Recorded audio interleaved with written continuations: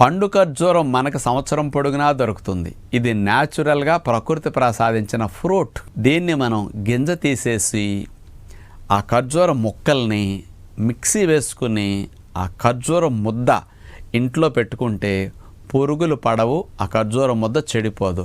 ఈ ఖర్జూరం ముద్ద ఎందుకు మంచిది అంటే పంచదార మీరు వాడకుండా, బెల్లం వాడకుండా ఈ రెండిటికి ప్రత్యామ్నాయంగా ఖర్జూరం ముద్ద వాడుకుంటే కఫము, దగ్గు, శ్లేష్మాలు, థ్రోట్ ఇన్ఫెక్షన్స్, టాన్సిల్ ఇన్ఫెక్షన్స్, దంతాల సమస్యలు, చిగుళ్ళు ఇన్ఫెక్షన్స్ ఏవీ రావు. మంచి స్వీట్ ఇది.